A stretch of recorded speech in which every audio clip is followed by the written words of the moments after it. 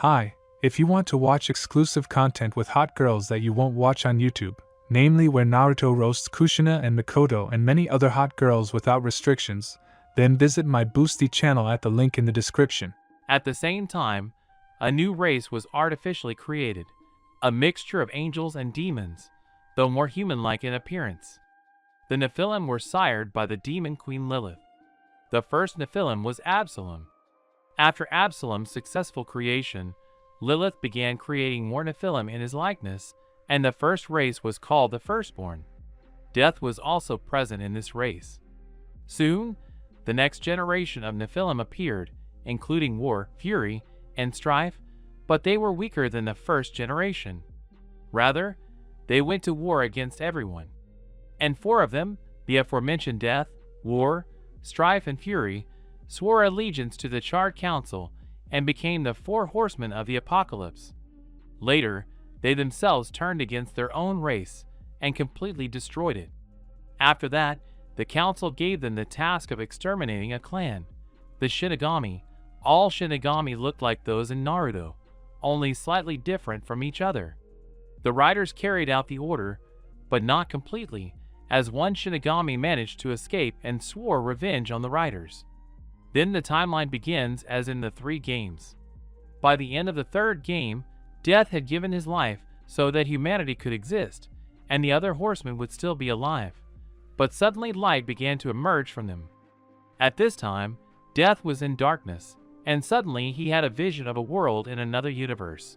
He knew there were different universes, being attacked by a clan similar to the Shinigami clan, only they all had white hair and skin, and they also had strange eyes. He saw them commit genocide on the planet. Death watched it all calmly, but what happened next astounded him. Two pairs of gates opened on the planet, one in the sky, the other from the ground, and angels and demons began to fly out. Then the apocalypse began. At this point, the vision ended, and he was blinded by a flash of light, and a man stood before him. "Who are you?" Death asked calmly. "Once, if you are interested, I will say that I am the Supreme God," he answered also sedulously. "Don't lie to me. I saw God, and you are clearly not him. So who are you?" The rider continued to ask. And I thought you were the smartest of the horsemen. The one you saw was a god in your universe, and I am the god of everything. Or how do you think you saw that vision and ended up here?" The god asked in turn. Death thought for a moment, but still decided to ask one last question. "Why am I here, and what is my connection to that world?" The rider asked after thinking. "You are here because you saw the future of that world, and you need to help it, not in yourself. Interfering, because if you and your brothers and sister go there, you will simply destroy everything," said God, looking at the surprised rider, who wanted to say something, but was beaten. "Anticipating your question, I will say that in the fourth you will get to that world and will be in the body of the chosen child. You must train him and give him power, since I don't know how, but he has the blood of the Nephilim, and it is because of him that the war of the factions will begin." God continued to speak. "I hope you agree, and yes, according to his genes, he can become the strongest Nephilim, and now next to Death." The rest of the horsemen and their horses appeared go. Having said this, God snapped his fingers, and a portal opened. The riders on their horses passed into it. "I hope they can stop this war," he said into the void. The whole conversation of Death was also with the other riders. At this time in the Naruto universe, Minato was supposed to have triplets today, although they were expecting twins, and because of this, the seal on Kushina weakened. In a hideout near Konoha, Kushina gave birth to 3 children. The first was a girl with red hair like Kushina and pointed features, and she was named Momoi. The second was a boy named Ichigo, with half his hair red and the other yellow, and pointed features like Minato. The third was also a boy, only he had yellow hair and Kushina's features, but there were 2 differences from the others. The first was that he had 3 symmetrical stripes on his cheeks and 3 strands of hair of different colors, 1 white, 1 black, and 1 burgundy. Minato named him Naruto. Momoi and Ichigo began to cry, while Naruto lay quietly, almost too quietly. Minato, although he wasn't expecting a third child, loved them equally. The same couldn't be said for Kushina. As soon as she saw Naruto, she immediately disliked him, as he could break the seal that holds the Kyuubi. And she broke down for Kushina, since Obito is alive, and with Rin and Konoha, and Madara died. The seal was greatly weakened, and due to Kushina's anger, Kurama was able to break the seal. He began to destroy Konoha. Later in the clearing, Gamabunta restrains Kurama, and Minato and Hiruzen debate what to do. Hiruzen decides to seal the fox within Naruto. Minato, despite agreeing with his friend, performs hand seals and summons the Shinigami, while Gamabunta disappears. Kurama made a bijou bomb and was about to fire it, but a portal suddenly opened and a purple avatar of death appeared, cutting the bijou bomb with his scythe and exploding it near the nine-tailed beast's face. Everyone was shocked to see this, especially the Shinigami, who recognized the riders and was furious. "It's you again," the Shinigami said, his voice otherworldly and filled with hatred. At that moment, all the riders appeared before him on their horses. But abruptly, Death spoke. "Shinigami, now is not the time for revenge. We can easily kill you later, but now things are more serious. Seal us and the fox into him. We must help him, and if we do not do this, the world will see its end." Death finished his tirade. The Shinigami looked at the little Naruto and sensed his Nephilim energy, which was greater than Death's. He realized this could be a problem for him if the riders trained him. He flew toward him, wanting to kill him, already raising his tanto and preparing to strike. A second remained before he would be pierced. War suddenly stopped the tanto from striking with his sword, while Fury bound the Shinigami's left arm with his whip. His right arm was shot through by Discord's pistols, and Death's scythe was at his throat. "Now listen up. You seal us and leave, or we kill you. Understand?" all four said in a sepulchral voice. He just nodded and, having sealed it, disappeared. Minato looked at this with confusion. Suddenly, Naruto's aura became very heavy, and one eye became a yellow-black pupil while the other remained blue. His hair split into three colors: black as a raven's wing, white as freshly fallen snow, and dark burgundy.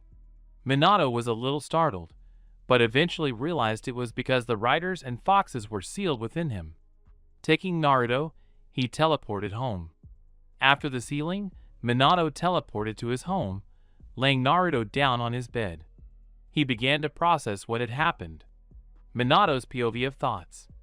The fox finally escaped, but things are pretty bad in the village now. A quarter of it was destroyed. And what kind of creatures were they, that they dealt with a fox so easily? What can I say? They threatened to kill him, the Shinigami, and it seems they're somehow connected. Also, Naruto's eyes and hair have changed. Maybe the fox has taken over his body. Wait! Those creatures are sealed within him, and it's most likely because of them that his appearance has changed. And POV of Minato's thoughts. After all these thoughts, Minato glanced at his watch. He realized the clan council was in 10 minutes. Glancing at his children again, Minato teleported to the clan council chamber, where the clan heads, 2 elders, and the head of Route A and B were already present. "I declare the clan council open," said the fourth, "and I want to immediately raise the main issue. After the attack, the village suffered greatly. Other countries must not find out about this information, otherwise a new war could start." The fourth continued his speech, to which everyone in the council hall nodded. "And I have 2 pieces of news," said Minato. Everyone looked at him in surprise. He decided to continue. The first and sad for all of us today is Hiruzen Sarutobi died, sealing the fox, and the second is my youngest son became a Jinchuriki, finished the blonde, deciding to remain silent about those creatures. So, Danzo took the floor. "What are we going to do with the Jinchuriki?" the head of Root asked everyone. "We should hand him over to the orphanage and plant some booby traps to prove the village's loyalty, and then make a real weapon out of him," said one of the elders. "I support you. I'm for the bookmarks and the shelter," the second elder said, and Minato looked at them with eyes full of hatred. No, he is my son and will remain in the family, said the yellow lightning, raising his voice to a shout. I propose a vote, Danzo said, interrupting Minato. Who is for the shelter? Only the elders raised their hands.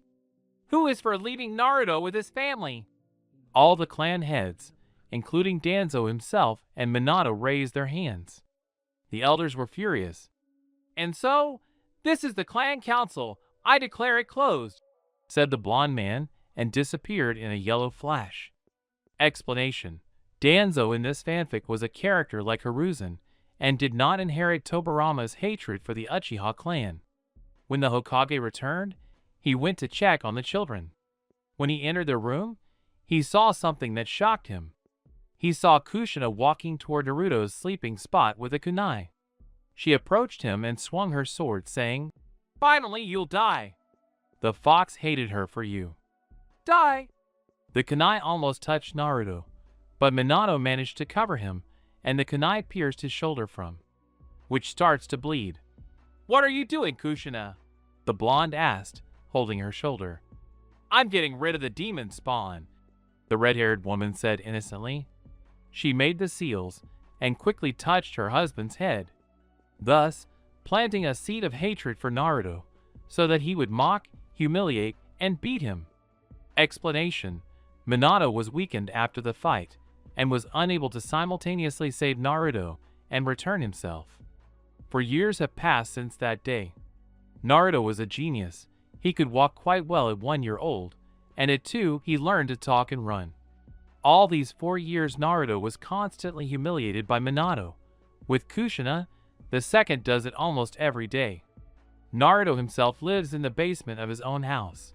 He can go without food for weeks. He had to catch and eat rats himself. While his brother and sister had everything, they were always praised and given the best. The boy himself couldn't understand why his own family treated him this way. And only one person in the family treated the young Nephilim well: his older brother, Ichigo. He always tried to help his brother and himself couldn't understand why his parents and sister treated him this way. He wasn't stupid and understood that Naruto was a Jinchuriki, but he couldn't understand his family's attitude toward him. Not much about Ichigo and Momoi. Ichigo, like Naruto, was a genius. But he didn't boast about it. He was calm in almost every situation, asked only for what was needed, and treated his younger brother well. And most importantly, he wasn't arrogant.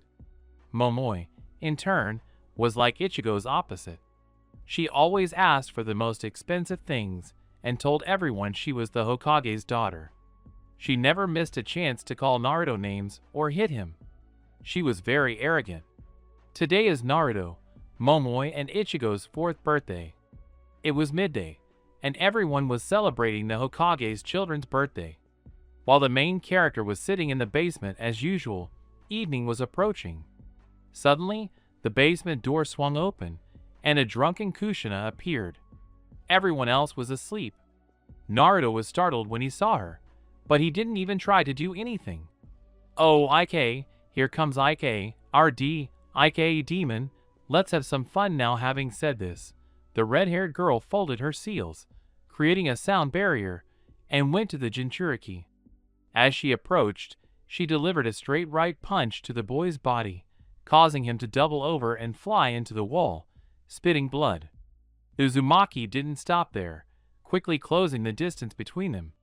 She began beating her son and saying, "This is for all my suffering, demon!" She screamed, slamming the young Jinchuriki's body into the wall. He, in turn, vomited about half a liter of his own blood. He almost passed out, but then suddenly felt a stabbing pain.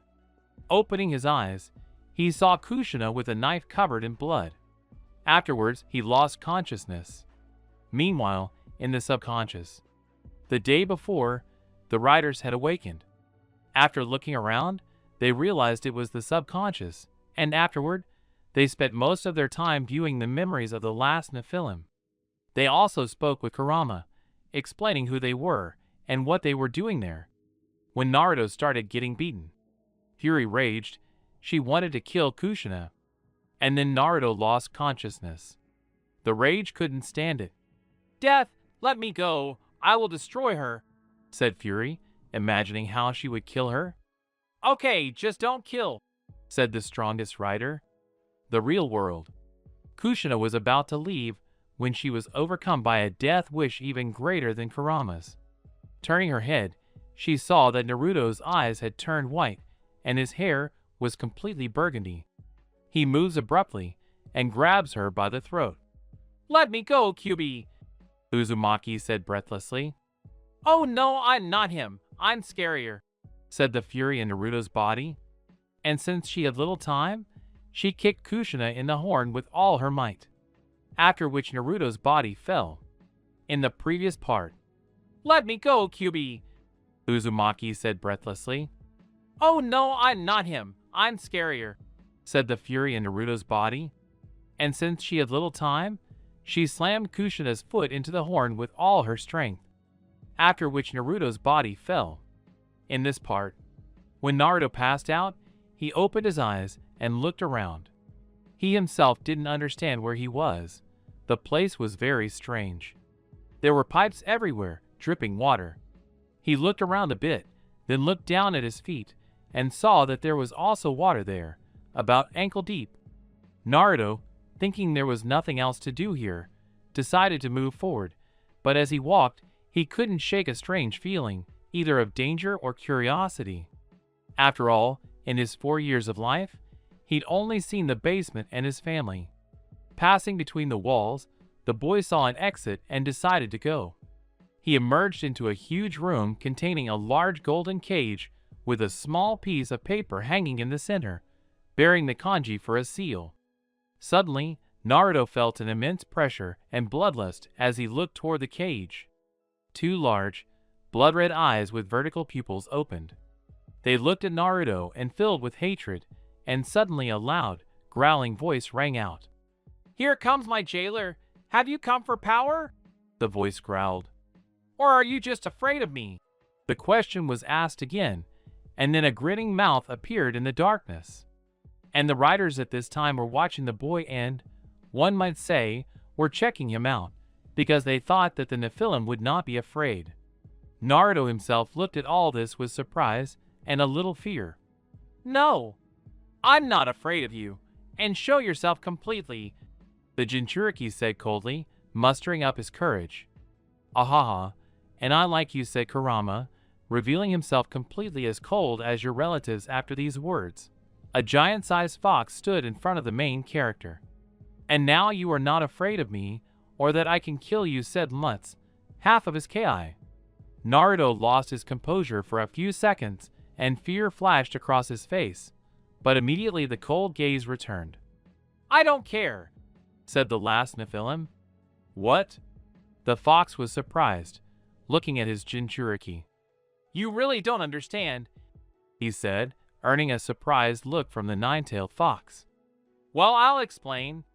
In my 4 years of life, I've endured beatings, hunger, fear, misunderstanding, helplessness, and most importantly, hatred.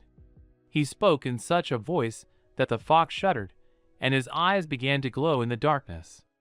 But he continued, I even wished for a quick death, and now answer me why I should be afraid of you. His right eye turned bloodshot and began to emit a red glow, while his yellow one glowed gold. At that moment, the 4 remaining riders, their eyes also glowing, stood behind him, and together they looked at Kurama. If I'm not afraid even of death, Naruto spoke in the voice of the Nephilim, involuntarily releasing their energy. After such words, spoken in such a tone and with such eyes, even the Kyubi was frightened and horror was visible in his eyes. The former boldened himself, seeing the powerful tailed beast, turned around in horror and looked behind him. There he saw all the riders, who also looked at him as he did at them. They all still had glimmers of light in their eyes. There was a deathly silence, only the sound of water dripping down the walls. The first to break the silence, oddly enough, was Death. Well, hello, Naruto Uzumaki, or should I say the last of you, said Death, looking at the main characters. Hello, who are you? How do you know my name, and why am I the last of you?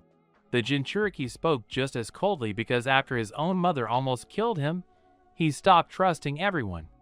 Hey, take it easy. Kid Fury took the floor. We won't do anything bad to you. Looking at how he turned to her. Why should I trust you? The former blonde asked the logical question in the field. Because you must save this world, and we must train you. Because you are the last of our race, he said so as not to drag out death. Let's say I believed you. Tell me your names, and what I should do, Naruto said without hesitation. And yes, Kyuubi, if you want, introduce yourself to finish the future rider. Okay, I'm Death. The commander of the horsemen introduced himself. I am War. The rider with white hair and a red hood introduced himself. My name is Fury, said the girl rider. Discord. The last one introduced himself without further ado. Well, I'm Little Kurama. Remember that name, the nine-tailed one sentenced. After everyone had introduced themselves, the Nephilim explained who they were, where they were from, why they were there, and what Naruto needed to do. Naruto himself was shocked by all this information. After he recovered, they revealed they would train him, and he agreed, altering his subconscious. Woke up. When he woke up, it was already daytime. Naruto decided he had enough of all this crap and decided to leave. After leaving the basement, I went to my old room on the second floor. He opened his bag, grabbed a few things, some money, and some food. He went downstairs and was about to head for the exit. But his family stood in front of him. Where are you going, demon? Go to the basement or you'll get a double beating today, Kushina said, grinning. Minato only looked at him with disdain. Although, because of the bookmarks inside his mind, he saw himself from the outside and reproached himself for it. Yes, yes, the demon went away, Momoi shouted haughtily. Ichigo looked at his brother with regret and pain, feeling sorry for Naruto. He decided to stand up for him. Leave him alone already. What did he do to you? Ichigo said with anger at every word. Then he gets hit on the head with a hand from Kushina. Don't lie, he's the demon that attacked Konoha 4 years ago, the red-haired girl said. You are also a Jinchuriki, which means you're also a demon, Ichigo said, literally spitting out these words. You, how dare you? Now you'll get everything along with the demon, Kushina shouted, rushing at Ichigo. He was about to take the blow, and she grinned triumphantly. But suddenly someone grabbed her hand and squeezed it so hard that the bones in it broke. The red-haired girl screamed and looked at the person who broke her hand. Don't you dare touch him with your finger. It was Naruto, whose eyes were glowing again, and the wave of Ki had thinned out. Demon, their mother stammered. But she received a kick to the head, sending her flying into the wall. At this time, Momoi looked at all this with fear and ran to help her mother. And Minato just stood there, because after all that, part of his bookmark had broken, and that's why he didn't attack Naruto or go help Kushina. Now he had some control over his actions. Ichigo, get ready, we are leaving, Naruto said calmly. He nodded and came out 5 minutes later with his bag. And they left this house together forever. In the previous part, Ichigo, get ready, we are leaving, Naruto said calmly. He nodded and came out 5 minutes later with his bag. And they left this house together forever. In this part, after Naruto and Ichigo left the house, they decided to go to the lake in the Uchiha clan's quarters. Walking down Konoha's main street, everyone looked at them differently. More specifically, Naruto was constantly met with looks of hatred and disdain, while Ichigo received glances of kindness and sympathy, as if his brother were a demon. And in this atmosphere, they reached the Uchiha clan. They were allowed through without question, as the Hokage family was a frequent guest of the clan head's family. Once the two brothers passed the security checkpoint, they immediately headed for the lake. At this time, the Hokage's house. Minato was still stunned by two things.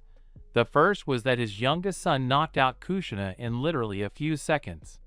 And the second is that he could already partially control his body and consciousness, which could not but please.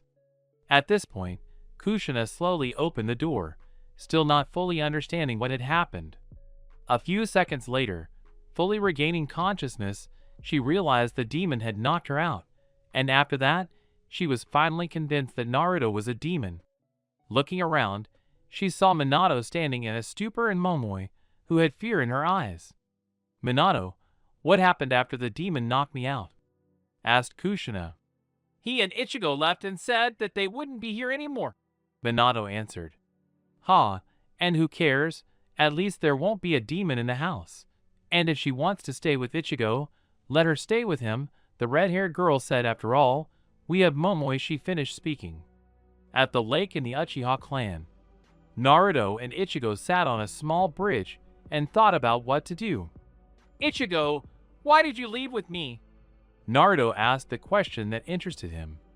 "What? You are stupid, because you are my brother, and I will always be your brother, and I don't care about the rest," answered Ichigo. "Let's practice then," said the Nephilim.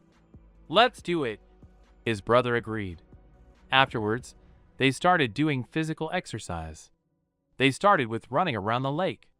They ran the longest. Naruto ran 10 laps, Ichigo 9.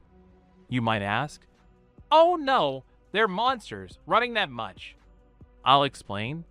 Ichigo has enough chakra for a 4-year-old and half of his Uzumaki genes, and even children are very resilient. Naruto isn't even human, he's a Nephilim, so I think that settles the matter. Afterwards, they started doing push-ups, crunches, stretching, and pull-ups. By the end, they were both very tired but happy. Then Naruto heard a voice in his head. "There's a man sitting in the tree to your left," said a growling voice. "Naruto, the fox is right." Another familiar voice sounded in the subconscious. "I understand you. If any of you can understand other people's emotions, will you help?" asked the gentleman. "Okay, I'll help you because I don't trust the Uchiha myself," Kurama agreed. After this short conversation, Naruto stood up and looked towards the unknown person. "Come out," Naruto said in an already cold voice. "Brother, what's wrong?"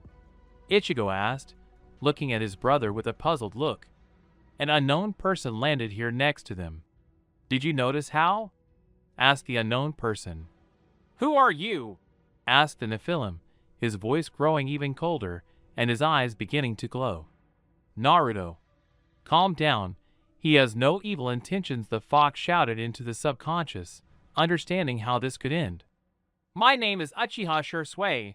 I watched your training," the young Uchiha said with a smile. "Okay, the reason why you were watching us and who sent you?" Naruto continued his interrogation. "Maybe you could introduce yourself first." "No one sent me. I just got curious." "He's not lying," came again from the subconscious. "Okay," Naruto said with a sigh. What Shursui looked like, he also had short, tousled dark hair, a fairly wide nose, and prominent eyelashes that stuck out upwards. Shursui wore the standard attire of the Uchiha clan, which consisted of a dark, high-collared shirt, which he wore with a tanto strapped to the back of his right shoulder, and dark pants. He also wore some sort of leather mount for his tanto. It was worn over both his shoulders and slung across his chest. "My name is Uzumaki Namake's Naruto," he introduced himself, looking straight at Shursui. "And my Uzumaki is Namake's Ichigo," the half-blonde man also said haughtily. "Oh, you children of the fourth, why are you with bags and not at home?" asked Shursui on a sore subject. "Because they hate us there," Naruto said in a sad voice. "What?" Uchiha said, very surprised. Afterwards, they predicted to him the story of recent events. Shursui felt sorry for them, and was furious at the fourth and his wife. After thinking for a moment, he decided, "So listen, as I understand it, you have nowhere to go, and therefore I will adopt you, and you will be my brothers. What do you think of this?" Looking at the brothers, the owner of the Mangekyo Sharingan said. Ichigo's eyes widened, but Naruto kept his composure. "Why do you trust us?" Naruto asked. He was very worried about this question. "You, in particular, had a difficult childhood, and I felt sorry for you. So do you agree?" he asked, looking at them with a smile. "Yes," they both answered briefly. That's great, now we'll get to my house. And in the meantime, I'll sort out the issue with the head of the clan and the Hokage. Shursui continued to say, smiling, because he now has 2 younger brothers. Reaching the house, Shursui was about to leave, but Naruto thwarted his plan and said he'd come with him. He agreed first. Leaving Ichigo in the house, they left, and Ichigo decided to go to bed. At the Hokage's residence, they knocked and, hearing, "Enter," both entered. Minato looked at those who had come to see him and was surprised. "Hello, Hokage-sama," Shursui greeted. Naruto remained silent. "Hello, Shursui. Why did you come, and with that demon too?" Minato said with difficulty. "Hokage-sama, I would like to take custody of Naruto Uzumaki and Ichigo Uzumaki," said the brunette. Hokage, it's not that he was surprised, he was aghast. "Why? They have their own home where they're loved." The blonde man glowed.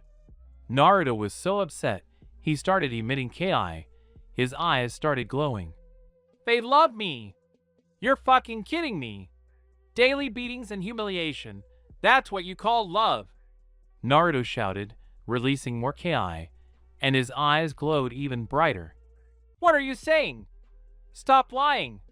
Naruto's father shouted. "No, it's Hokage-sama who's lying now, not Naruto," Shursui said with his Sharingan activated. "Okay, I'll give them custody," Minato said and handed over the documents. Afterwards, Naruto left, disgusted to be there. Shursui stayed. "Shursui, come here," Minato called him. When he approached, the blonde pointed to his head and wrote bookmarks on a piece of paper through the pane. Shursui immediately understood and asked, "Danzo?" To which he received a negative nod. "Elders?" Another negative nod. Shursui asked after thinking. "Someone from the Uchiha or the Hyuga?" the brunette asked. "So if it's not them, then it couldn't be your wife?" Having received a positive sign, he fell into a stupor. "I understand you. I will take care of them," Uchiha said as he left the office. Fugaku had almost the same thing, only they came to an agreement faster because Shursui showed the conversation with the Hokage and Naruto, and Ichigo became Shursui's brothers. In the previous chapter, "I understand you. I will take care of them," Uchiha said as he left the office.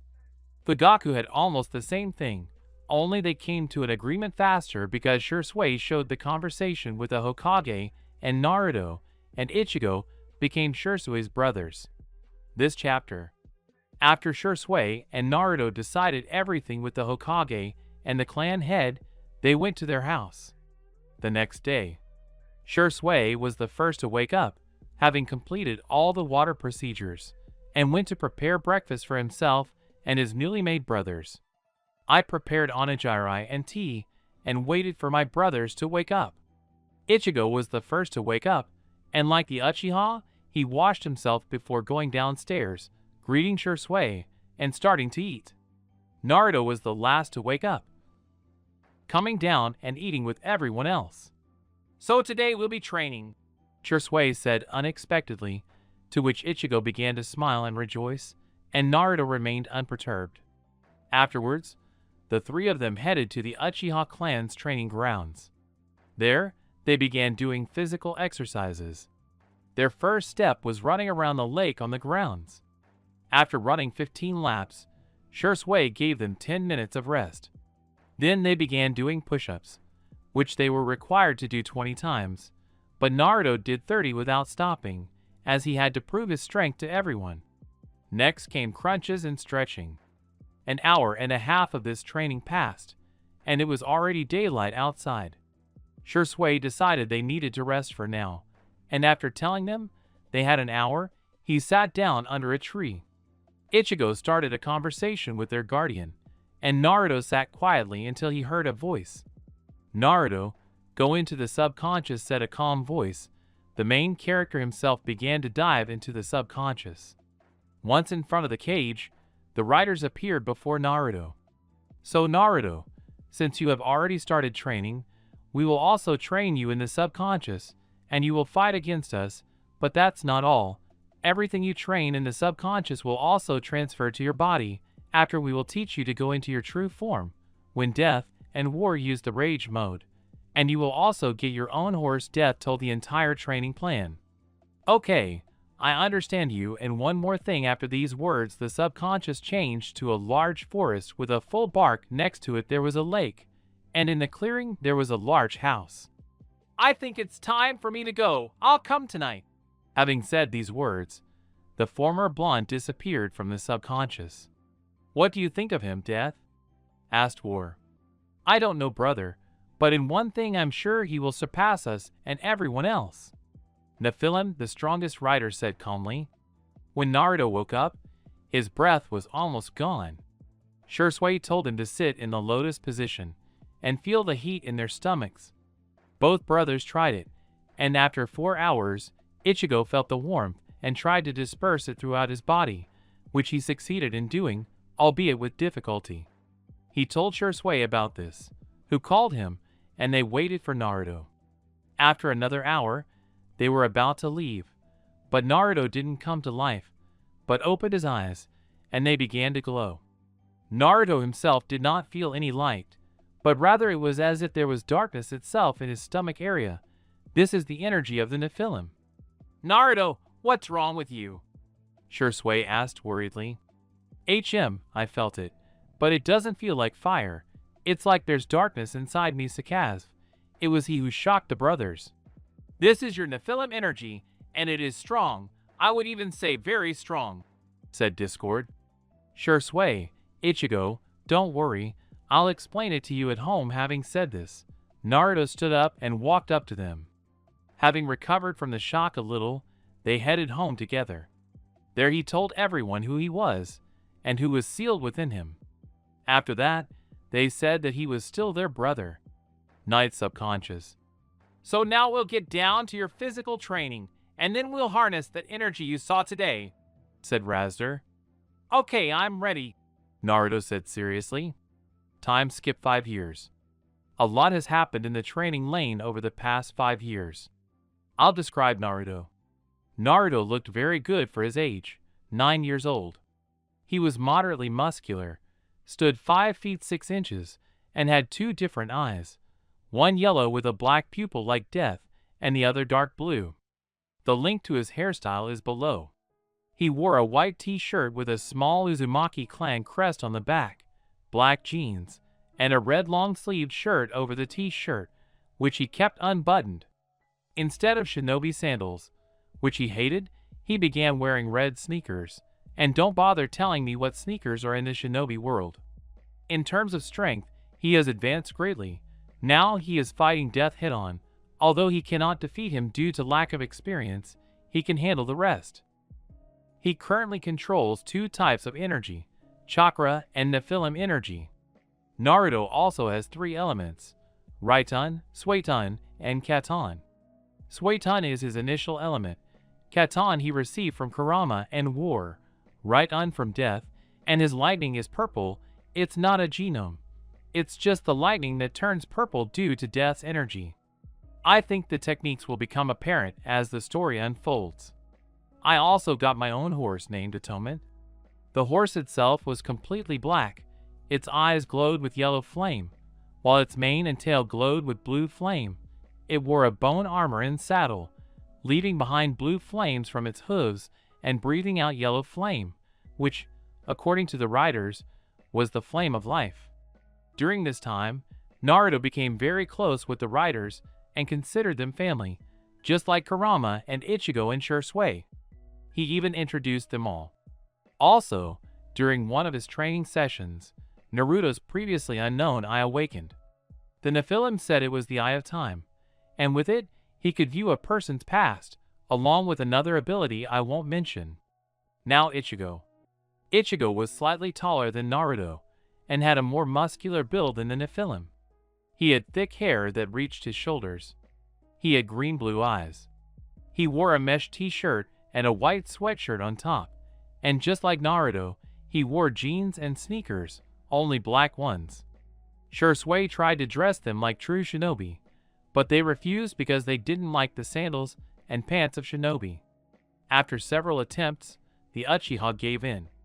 Ichigo's strength certainly lagged behind his brothers, but he was also strong.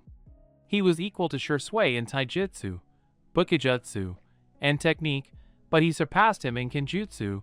He wielded a katana. His verses were futon and raiten. His techniques would also come later. And during this time, Death decided to give Naruto and Ichigo a gift. He tattooed Naruto's right shoulder so he could always contact Ichigo and Shursui. He also gave them similar tattoos. He also tattooed a lion on Naruto's left chest, imbuing it with energy and telling him that with it, he could summon all 4 riders twice. Also, Boina told him that they would disappear within a year. In the next chapter, the Academy. The day before entering the Academy, Shursui, as usual, got up earlier than everyone else and went to prepare breakfast. Later, Naruto and Ichigo came down. Everyone started eating, but unexpectedly for the 2 Uzumakis, Shursui said, "So, brothers, tomorrow you're entering the Shinobi Academy." Uchiha said joyfully, as his beloved brothers would become full-fledged ninja. "Really? I'm not really going to become a ninja. I'm glad, Anai-san," said a joyful Ichigo, because he had long wanted to enroll there in order to make many friends. "What a waste of time," Naruto said, not sharing the general joy. "Come on, brother, don't be so serious," Ichigo said to his brother. "Yes, Naruto, you will like it. You will make a lot of friends, and don't be so cold looking at his Otuto," the owner of the Mangyokyo Sharingan said. "And I think that this is complete nonsense. They won't teach us anything there, and who am I? I have already compared in strength to Death," said the Nephilim, as if cutting him off. "Yes, now I see 2 people in you," Shursui said, looking thoughtfully at the brothers. "And who?" Ichigo asked, looking at him. "Come on, Nisan," answer Ichigo said, still looking at him. Hashirama and Tobirama Senju said the brunette verdict. Hashirama was always cheerful and full of joy, and Tobirama was serious like Naruto, said the Uchiha. "Really?" Ichigo said with joy in his eyes. "Yes," the brunette confirmed. "No, the most important one took the floor. The most serious of those who were in the kitchen. I like Uchiha Madara more," he said, watching his brothers' faces lengthen. "What?" They both snapped. "Ah, I don't see anything wrong with that," the new writer said, looking at them. But Shursui didn't have time to say anything before he was interrupted. "He's a traitor, and he attacked the first Hokage, and even though he's a rotten man, how can you admire him?" The half-blonde almost shouted. Suddenly, a huge amount of Nephilim Ki began to emanate from Naruto, and the yellow eye began to glow, and the dojutsu in the blue one activated. Naruto smelled of death. Shursui had already activated the Mangyokyo, and Ichigo himself was already shaking with fear. He had never seen his brother like this, in such anger and rage. He suddenly falls for a second and Ichigo flies into the wall, while Shursui didn't even have time to react with his Mangyokyo. Naruto appears before him, already wielding the Angel of Death's large scythe. And he speaks in a voice that isn't his own. "Don't you dare open your mouth about a man like him. You know nothing about him. He survived the death of his family, the betrayal of his own clan and his best friend, and most importantly, the death of his closest person. His brother. You don't understand anything. He died in his arms, and after that, just try to say anything about him, and it won't matter that you're my brother. I'll personally break every bone in your body." Naruto finished, almost screaming. Shursui looked at him with wide eyes, and Ichigo with fear-filled eyes. The Nephilim himself vanished from the house in a blaze of flames and purple lightning. "What was that?" Shursui asked, still in shock, looking at Ichigo, who was shaking with fear. I don't know. This is the first time I've seen him so angry," Ichigo stuttered. "So, Ichigo, listen up. Apparently Naruto respects Madara a lot since he knows so much about his life and got so angry after your words.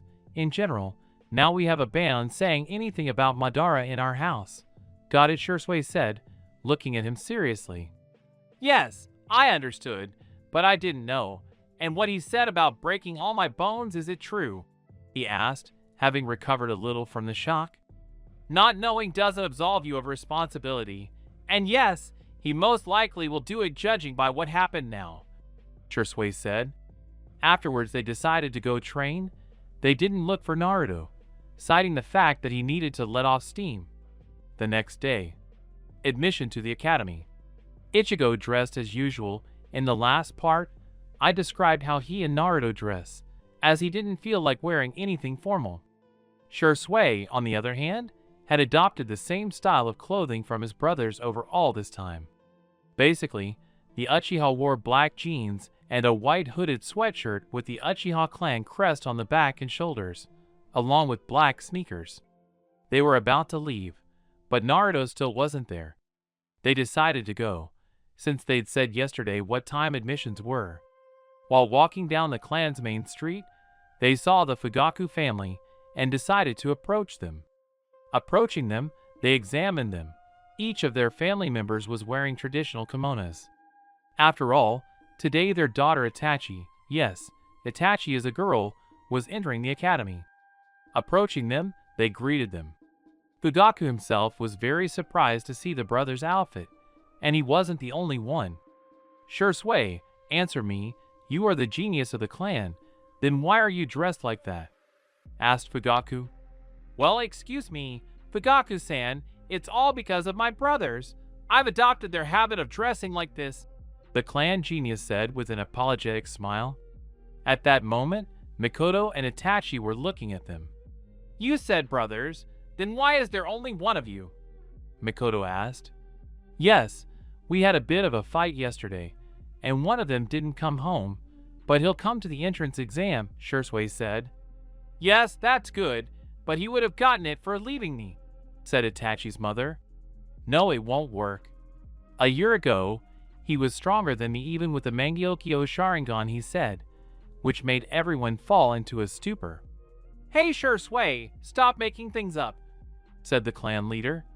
"It's true," the brunette said seriously. "What?" everyone said. "What did you two fight about anyway?" Itachi asked. Everyone looked at her. Ichigo immediately looked down, and Shursui became serious.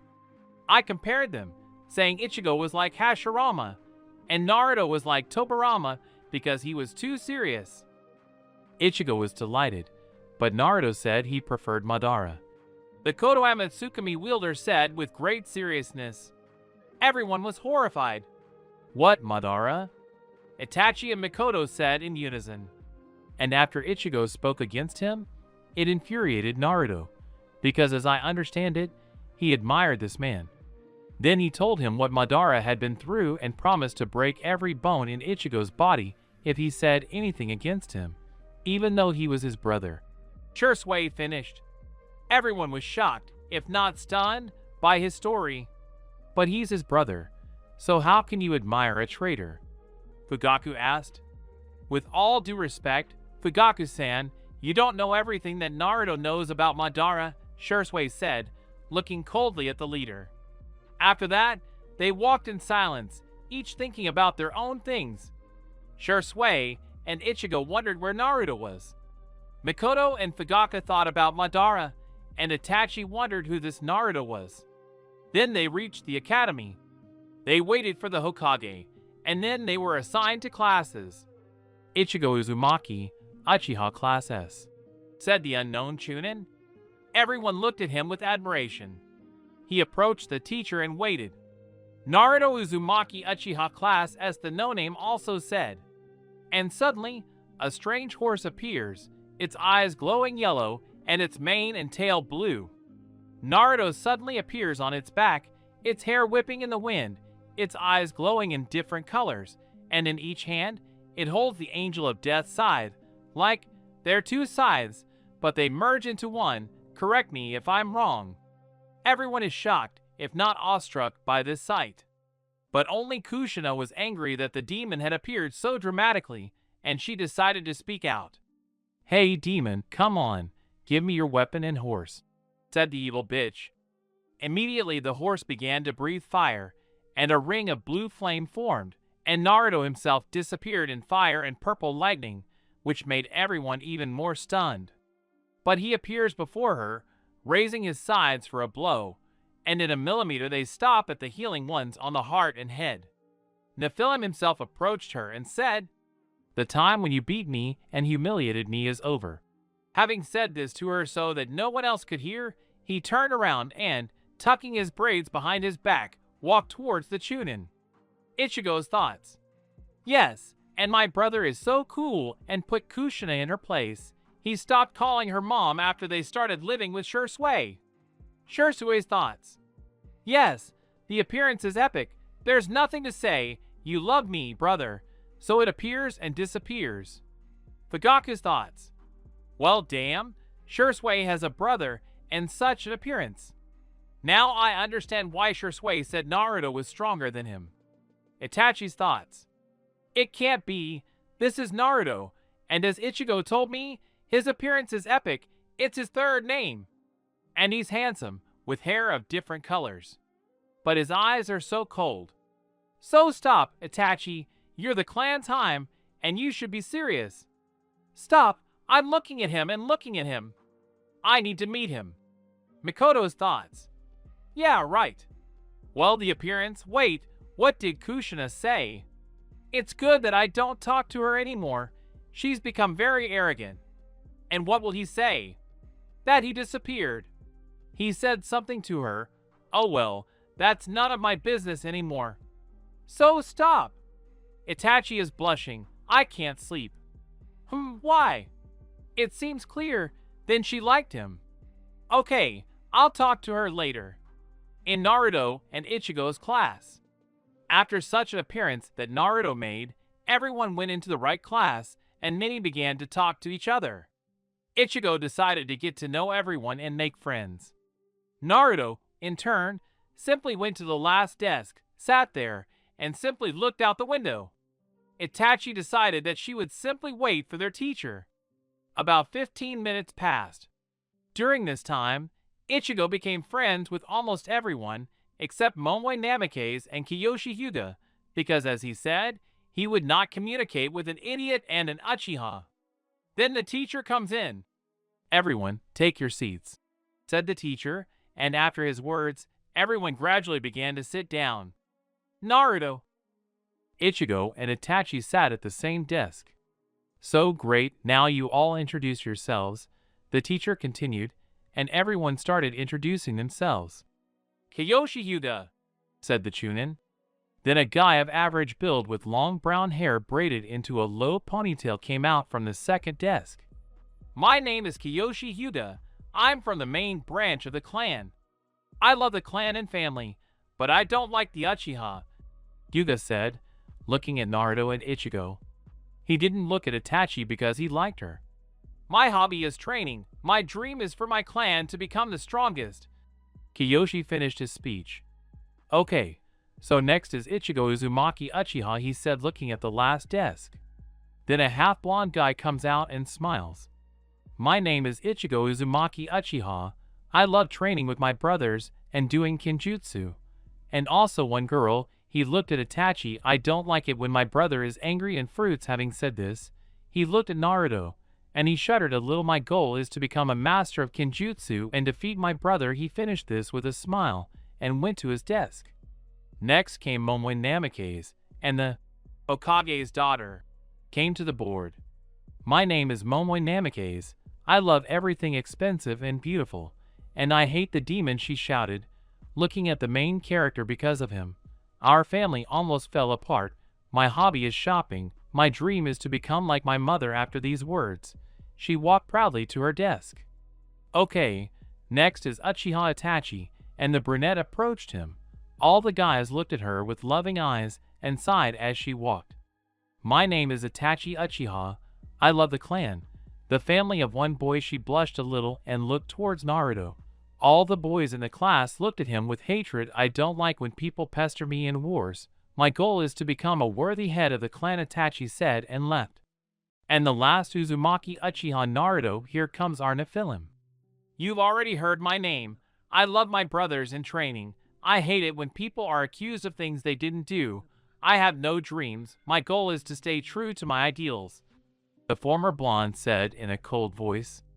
He was about to leave when Kiyoshi shouted, "Who are you to say such words? You are a demon, as insignificant as your ideals.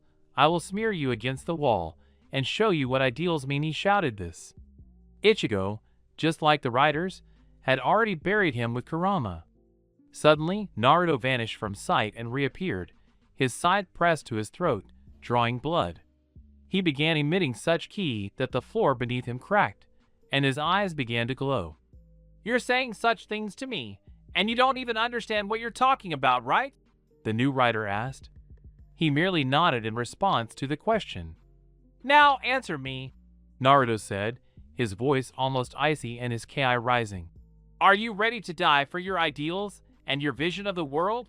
the Nephilim asked, raising his ki to the maximum. And no Hyuga answered him. "That's why. Don't you dare tell me anything about my ideals, you worthless thing, because unlike you, I'm ready to die for them." Having removed the ki, Shirsue's adopted brother ended the conversation. Afterwards, everyone dispersed. At Shirsue's house, when the brothers arrived, Naruto immediately went to training because he wanted to learn how to walk his battle avatar, like all the writers. Meanwhile, Ichigo told him about what had happened at the academy, and Shirsue pondered Naruto's words. Later that evening, the Nephilim himself arrived. All the students were already in the classroom, each doing their own thing. Ichigo was talking with his new friends. Itachi was just sitting quietly, but thoughts of yesterday's skirmish kept popping into her head. While she was sitting there lost in thought, the bell rang and the teacher entered the classroom. Afterwards, he took roll call of who was in the class. But Naruto wasn't here today. So no, only Uzumaki Uchiha Naruto. "Ichigo, you are brothers, you don't know where he is?" the teacher asked him. "Ah, he's on a mission with his brother Shirsue. He asked me to betray him, and that he'll come if he makes it in time." The half-blonde man answered the question. "Okay, I won't celebrate it for now, but let's start the lesson," said the Chunin, starting to tell a history lesson. After the lesson, everyone continued talking to each other. But suddenly Kiyoshi Hyuga approached Itachi, along with two other boys. Suddenly, he started talking. "Hey Itachi, would you like to go for a walk with me after the academy today?" he said to Itachi. "No," she answered calmly, looking at him. Ichigo and the whole class were watching all of this. "Come on, stop acting up. Let's go," Kiyoshi said, grabbing her hand. "I said no. Get away from me, you disgust me," Uchiha said, pulling her hand away. "How dare you refuse me? I am from the great Hyuga clan, and you, Uchiha, dare to refuse me," he said arrogantly, already swinging his arm to strike. Ichigo wanted to intervene, but he didn't have time because those who came with Hyuga stood in front of him. The fist almost touched Itachi. She didn't have time to dodge, but someone caught it. Everyone stared at him. "Brother!" Ichigo said joyfully and surprised. Naruto events. Yesterday, after he returned from training, it was 6 in the evening. Shirsue was already waiting for him at home. "Hey brother, how are you enjoying the academy, and where have you been?" asked a smiling Shirsue. "Brother, to be honest, it's boring there, and I was at training," Naruto answered, taking note, but he was smiling. "I understand, but you'll have to go there. What did you even train?" asked Uchiha. "I was trying to enter Avatar mode," the younger one answered calmly. "Not bad, but that's not why I'm here. Anyway, listen, the Hokage gave me an assassination mission, and I persuaded you to come with me," the Sharingan-wielding man said calmly. "I agree. Is Ichigo with us?" the Nephilim asked. "No, we'll kill him there. He's not ready yet. We mustn't let his psyche break down," Shirsue explained, to which Naruto nodded. "We're leaving at night. You don't have to go to the academy. If you make it, then go with you. Take your equipment," Shirsue said last, to which the younger one nodded again. Night. At exactly 12 o'clock, both left the house and headed towards the gate, after warning Ichigo in advance. They traveled by the upper route, their destination being the city of Tanzaku, which had many casinos. The brothers arrived in 2 hours. After they split up and started searching, using Hinge, Naruto decided to go into a bar. There he sat down at a table, ordered food, and began eavesdropping on the conversations. After sitting there for about an hour, he heard a lot of information and even found one of the gang members. Then he went after him and, having knocked him out, contacted Shursui through the tattoo. A few minutes later, an Uchiha appeared next to him in a shimmering light. He used his Sharingan to scan his memories and learned the location of their base. They headed for it. They reached her in 2 hours, because she was quite far away. The base itself looked like a huge house with a gate about 2 meters high and 5 guards in front of the gate. Deciding to act quietly, they quickly killed all the guards. The Uchihas passed through the gates, but unexpectedly found themselves surrounded by 100 men encircling them. But Shursui spoke up. "It looks like we can't do it quietly," he said, turning to Naruto. Naruto himself stood with a mad grin. "Then we'll have a massacre," he said, and the Angel of Death scythes appeared in his hands, his eyes began to glow, and the Eye of Time activated in one of them. And the Nephilim lunged at them.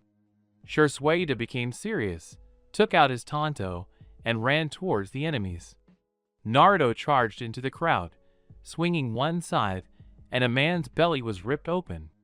Swinging the other, his head was torn from his shoulders, and blood gushed forth. He began his bloody dance. One of them suddenly strikes Naruto with a katana from behind, but misses because the main character himself, doing a backflip, avoids the blow and cuts his back. Meanwhile, Shursui was killing everyone with Tanto and the body flicker technique, but he was starting to get overwhelmed by the numbers. Suddenly Naruto turns his head and sees his brother's head almost touched by the blade. Then blood starts flowing from the eye with the Dijitsu and time stops. Naruto, at maximum speed, cuts off his head and takes Shursui. "You have awakened the abilities of the eyes," echoed in my head. "What kind of abilities?" the former blonde asked. "The first one is to stop time. I don't know for how long yet. The second one is to look at a person's past," Des said. "I understand you." Naruto said the last words into his subconscious. Afterwards, he jumped away from Shursui, and, placing him on a branch, he saw a wound in his side. Here the Nephilim jumps down and looks at all the bandits with his blue eye, and by pouring 1/4 of his chakra into it, he saw the past of all of them. And realizing that they had chosen this life themselves and were not going to improve, he decided not to spare anyone. While they were all rushing towards him, and there were about 70 of them. "I will destroy you all," Naruto said, releasing Ki. He immediately combined his scythes into one large one, and in his other hand, the Chaos Eater, War Sword, appeared. Naruto didn't stop there, summoning a Tomet, jumping on it, and rushing at all the bandits. And he started killing everyone, organs of all kinds flying everywhere, but mostly heads. And when only one remained, shaking in fear, Naruto put away his weapon and called his horse back. Having decided to end it differently, he folded the seals and said, "Kato." Dancing flame burst after saying the name.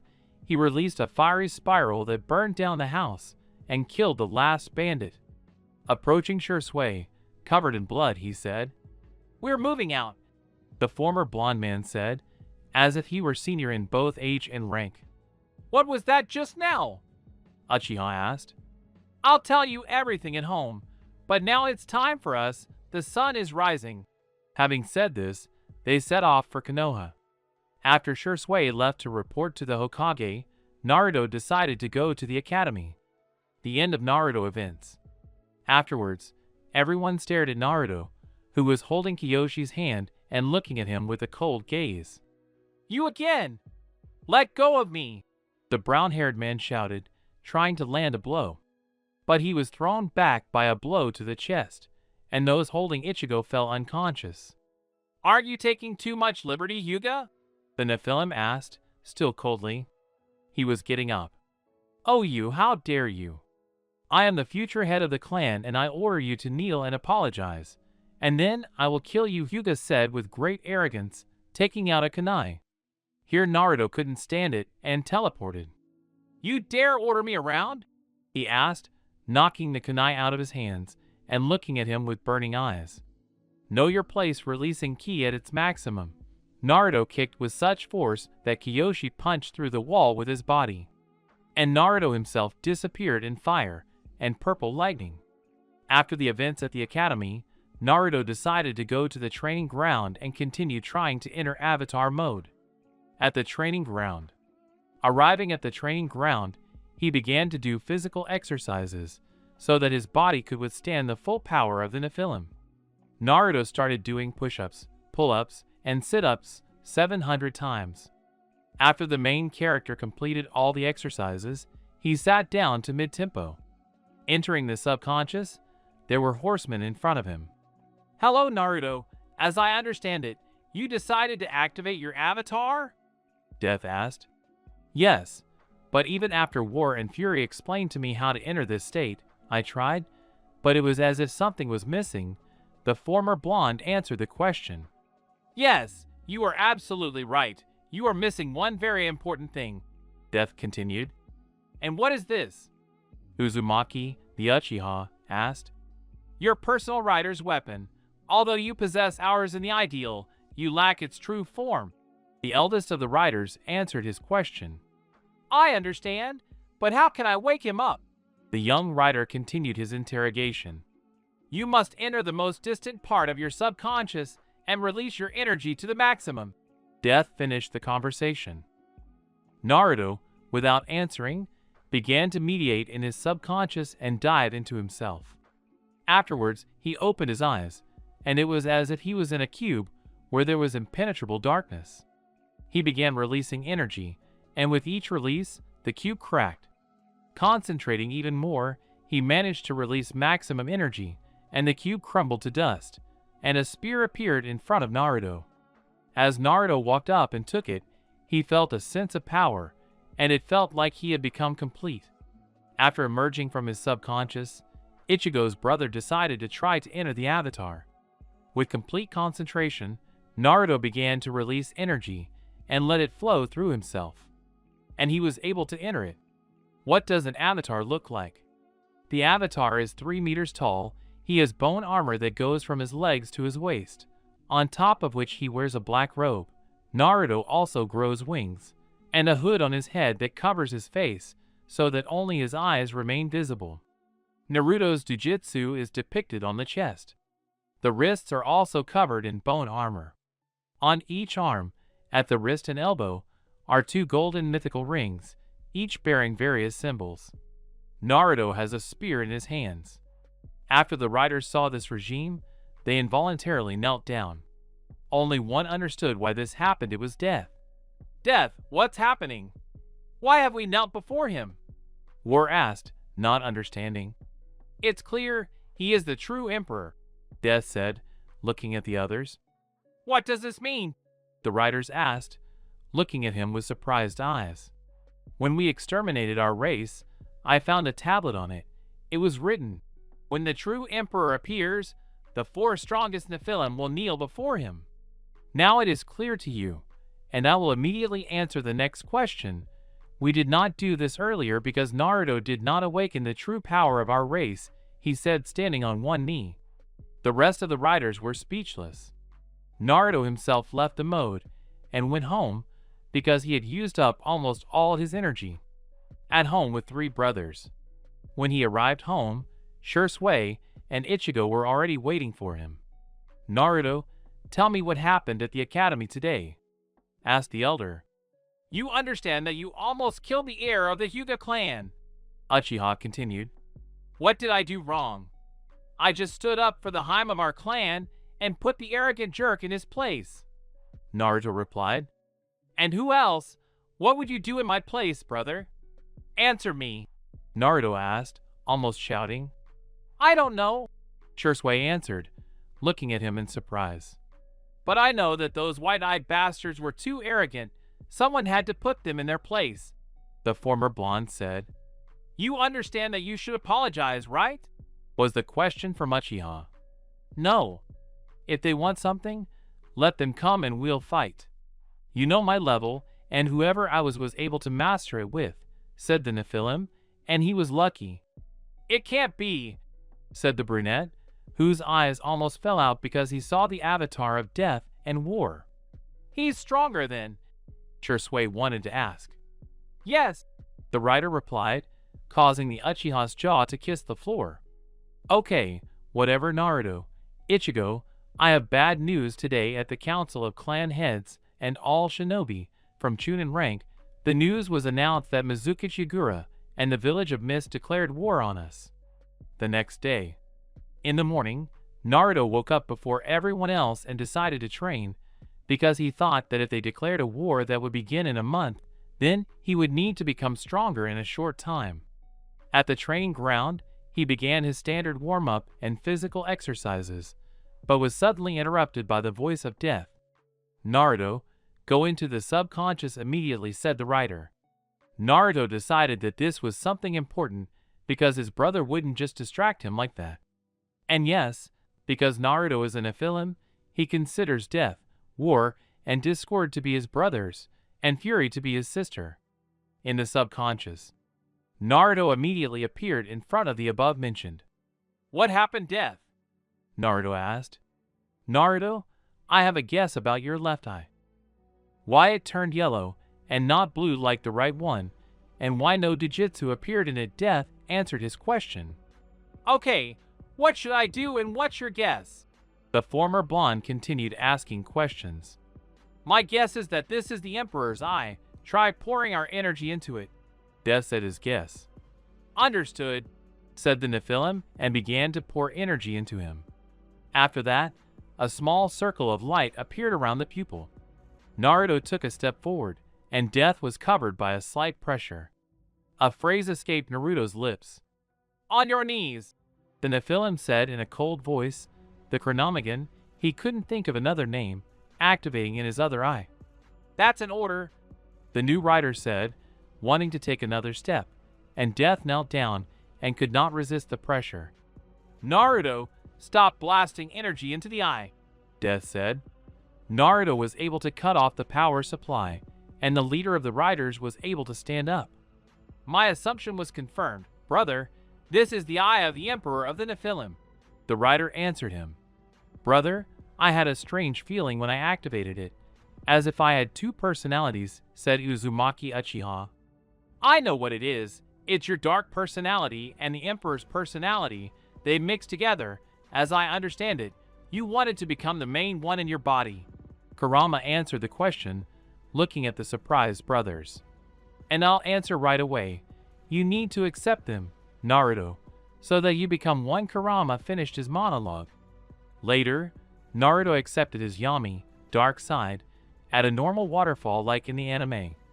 After all the events, he decided to go home and rest, but Shui and Ichigo were already waiting for him at home. Entering the house, they looked at him, because he was covered in wounds, since he was practicing avatar mode. Naruto, get ready now, we're going to dinner with the clan heads, said Shui. And why do you have so many wounds? Uchiha asked. I practiced the regime and opened my new eye. Naruto answered his older brother's question. Do you understand what kind of eye it is? Shui continued to bombard him with questions. As the writer said, the eyes of the Emperor, the former blonde man responded with a startling answer. Okay, I'll get myself together now, and let's go. Having said these words, he disappeared to the second floor. Not much about Ichigo. While Naruto was constantly training to master his power, Ichigo trained Shui and Kakashi in techniques and Kenjutsu, and now he is on Shusui's level with 3 Tomo. But if he activates the Mangyokyo, Ichigo will lose. 10 minutes passed, and the brothers set out for the headman's house. Incidentally, they were dressed as usual, in the house of the clan leader. When the brothers arrived and knocked, Mikoto opened the door for them. After greeting each other, the 3 of them entered. Upon entering the living room, the entire Uchiha family was there, and to the brothers' surprise, the Hokage family. They all sat down at the table and began eating and talking. Mostly, they talked about the war. After eating, Itachi, Naruto, Ichigo, and little Sasuke went to Itachi's room. Shisui and the others continued talking. At this time, in Itachi's room, Ichigo and Itachi started talking about the academy, while Naruto was thinking about something. He was so lost in thought that he didn't notice Sasuke climb into his lap and start tugging at his hair. Naruto was only distracted from his thoughts by the sound of Ichigo's laughter. Looking at him, he saw how he was rolling on the floor and laughing, and Itachi was smiling. After that, he turned his attention to the one who was tugging and playing with his hair. The Nephilim smiled at this picture and, taking Sasuke on his back, began to roll him around the room. Sasuke is 2 years old. While Naruto was a horse, Ichigo and Itachi started talking. "And your brother is not what he seems at first glance," Itachi said. "Yes, my brother doesn't like to show emotions in public, but he becomes a different person with a family," Ichigo confirmed. "Listen, Itachi, you said that your brother doesn't really let anyone near him except your family. But it turns out that's not true. Naruto's brother failed." "No, you're right, but it seems like he liked Naruto since he's playing with him, because he didn't let you near him, but sat with me and approached Naruto himself," the Uchiha said with a slight smile. Here Naruto decided to go and find out from Shisui when they should go. Having given Sasuke a second one's protests, he went downstairs where he heard the conversation. 2 minutes before Naruto arrived, everyone was talking calmly until Kushina decided to speak out against Naruto. "Fugaku, why did you call this demon to you?" Kushina asked. "Maybe because he's Shisui's brother and a genius like him, and who else has already saved him from death once?" Fugaku answered her. "That this demon genius saved Shisui? A funny joke. He is 100% weakling," said the red-haired girl. "Kushina, how can you say that? It's your son," Mikoto asked, not understanding. Shisui's eyes were already bloodshot. "He is not my son. He is a demon who should not exist," said the former Jinchuriki. Shisui couldn't stand it. "How dare you, you filthy creature who tried to steal him and all that other talk!" Shisui practically shouted, his Mangyokyu activated. She only smirked and said, "And what are you going to do to me? I'm the Hokage's wife." Having said this, she placed a paralysis seal on him and hit him. Everyone looked at her with shock in their eyes. Shisui flew back after the blow and was unable to move due to the seal. "So what are you going to do to me?" she said with a victorious smirk. Everyone was about to pounce on her, but a steely voice was heard. "I'll kill you," Naruto said, his voice brimming with death, his eyes glowing with the Chronomegon and the Emperor's eye. Everyone turned their attention to him, horrified by his thirst for blood and death. Demon," said Kushina. Taking a step towards her, he brought it. "On your knees!" And everyone was overcome by the pressure of power, but she still held on. Taking another step, the Angel of Death, Scythe, and the Emperor, spear appeared in his hand. "That's an order," she said, falling to her knees. "When I left your house, I said, if you touch the people dear to me, I will destroy you, and now say goodbye to your life." Naruto was already swinging his scythe to cut off her head and pierce her heart with his spear. But a voice stopped him. "Brother, don't," was Ichigo's voice. After his words, Naruto stopped, and the pressure eased. "Okay," he said, looking at Ichigo, "but I'll teach you a lesson so that you don't dare touch my family again."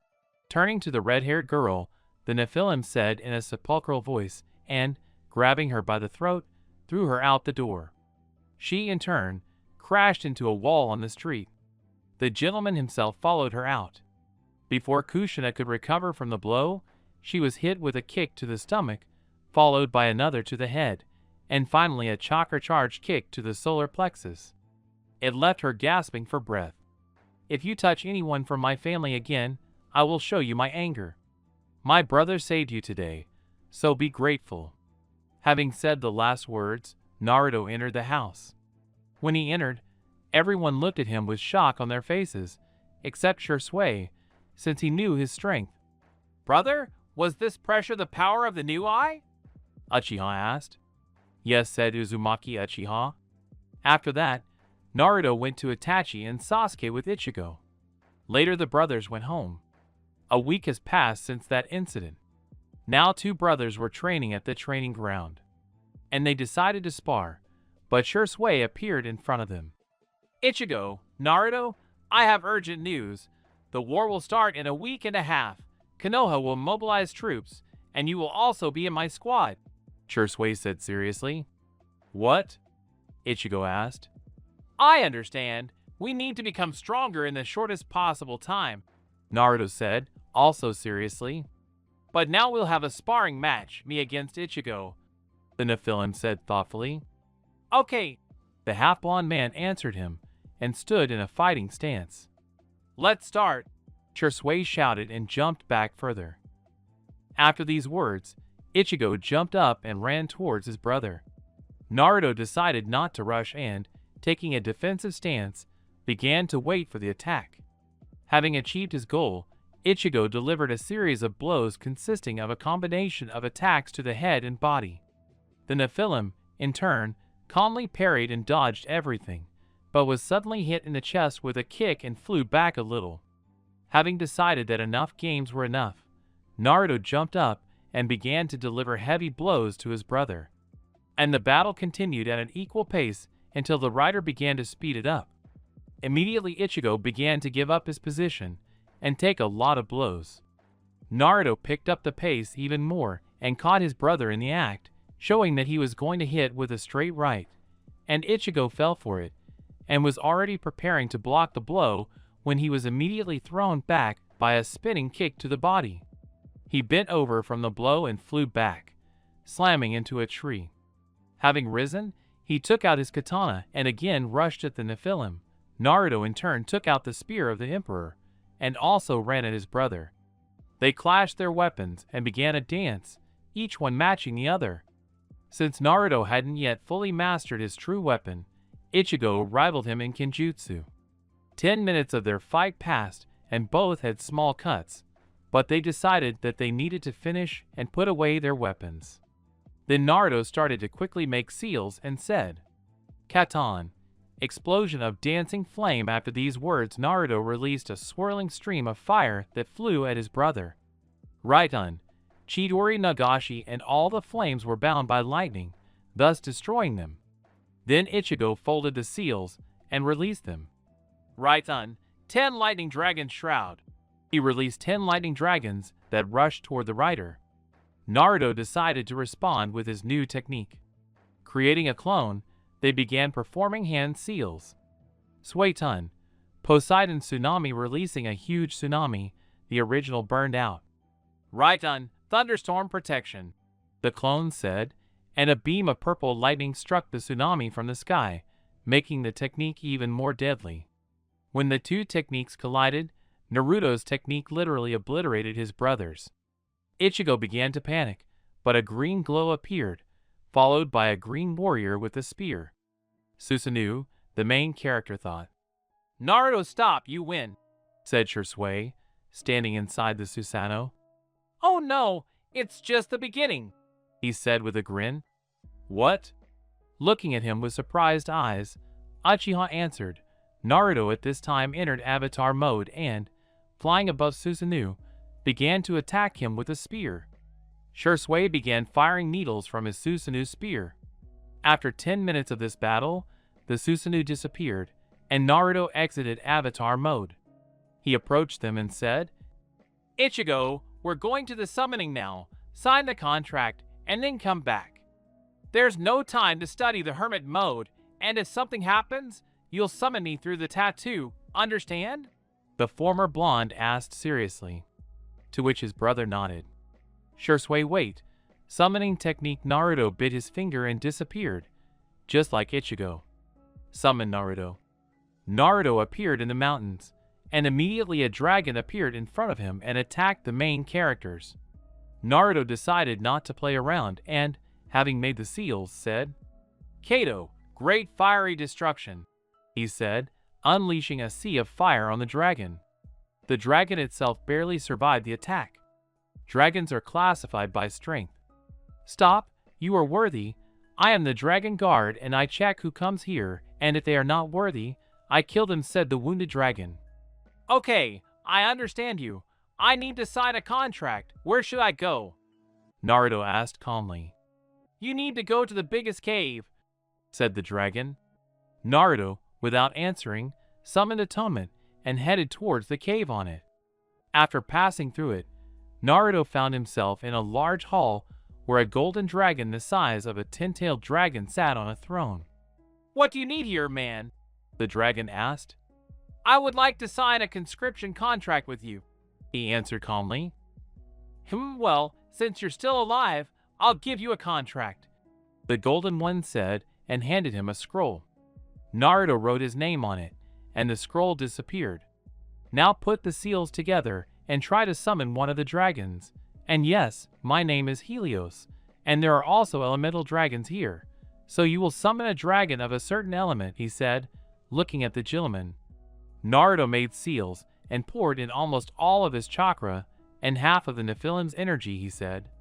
Summoning technique and a pitch-black darkness appeared in front of him, and from it appeared 3 tails, later wings, and 3 heads.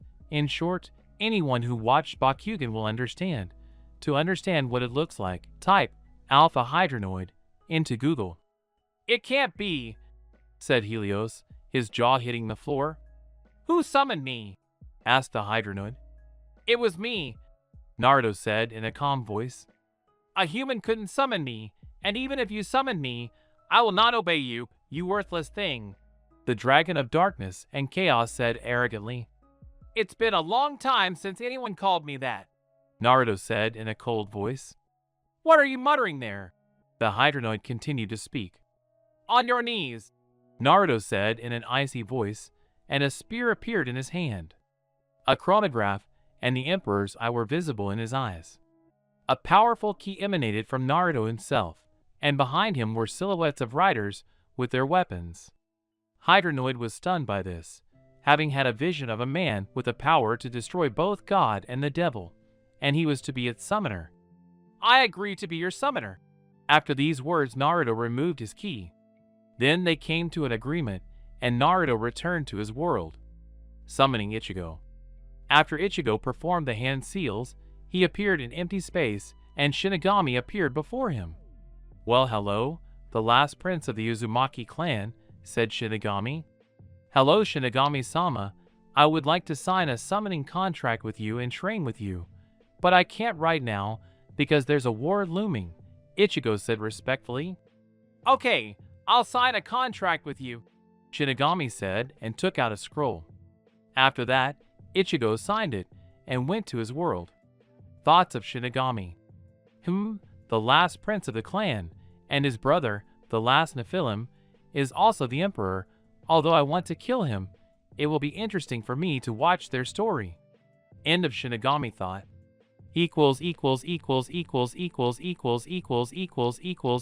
Conversation between Naruto and Shinigami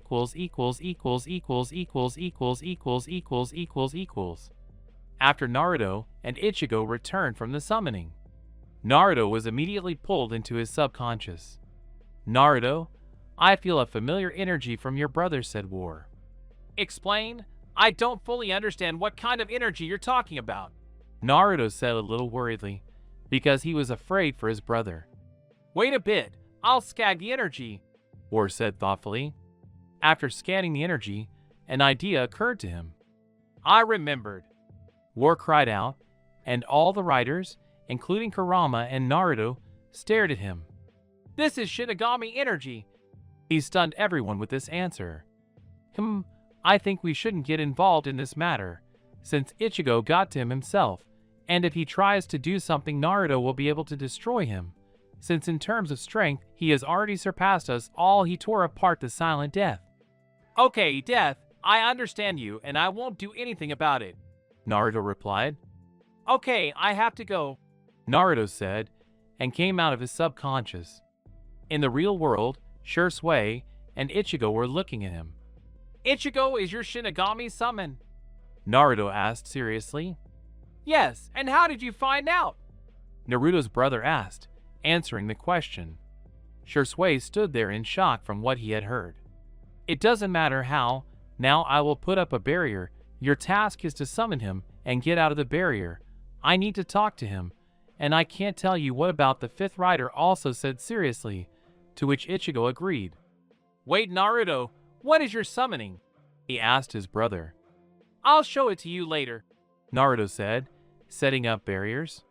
Ichigo, meanwhile, made hand seals and bit his finger, summoning technique, and disappeared into a shimmer behind the barrier. And Shinigami appeared in front of Naruto, and looking around, he did not see Ichigo. Well, hello Shinigami, a calm but cold voice attracted Naruto's attention. You are the last Nephilim, said Shinigami in a sepulchral voice and released ki halfway. Yes, it's me, and now you'll answer a couple of my questions, Naruto said in the same tone, activating his eyes and releasing his ki. Ha, you boy think that you can force me.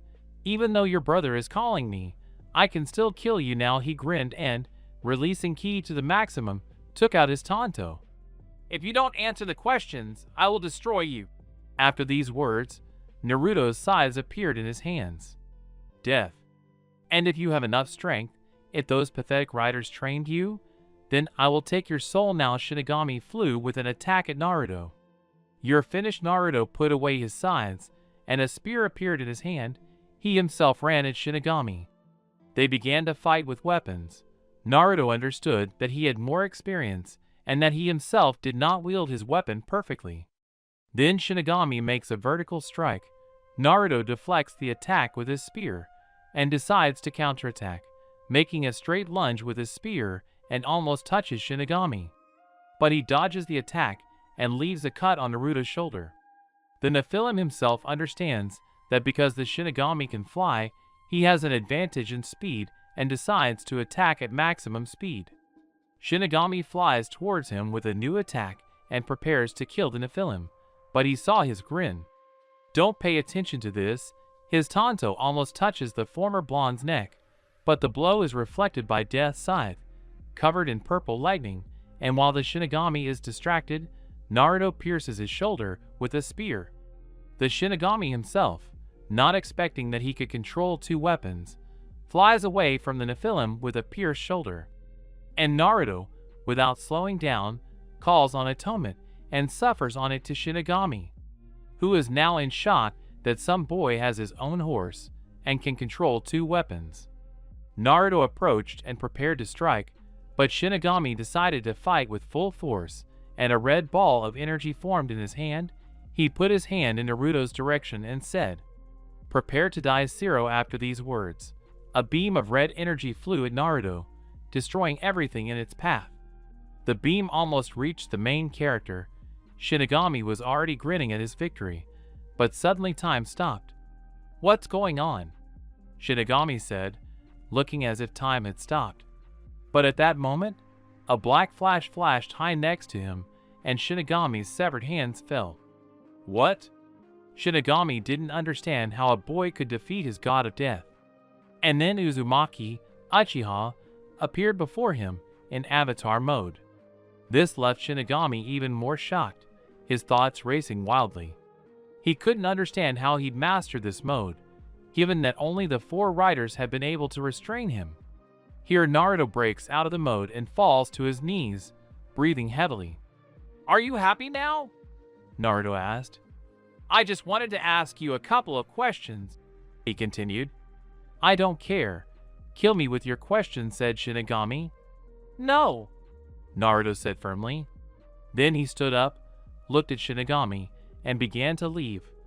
"Wait, you've proven well that you're different from the others. I'll answer your questions," said Shinigami, looking at the main character's back. "I have three of them. The first, why did you become my brother's summon? The second, why do you hate the riders? And the last one, why did you try to kill me when I was just born?" Ichigo's brother listed the questions. "Well, okay, I'll answer. First, I'm the patron of the Uzumaki clan, and your brother is the prince of the clan and also a strong one. he was destined to restore the village of the whirlpool and gather all the Uzumaki, I'll immediately answer the silent question. You have more Nephilim blood than the Uzumaki. The god of death answered the first question. And yes, I will not harm him. I hate the second horseman because they slaughtered my entire clan and I swore revenge. And I wanted to kill you because the energy of the Nephilim in you was stronger than that of death, and he is the strongest Shinigami answered everything. I understand you, and I hope we won't have any more enmity, Naruto said as he left.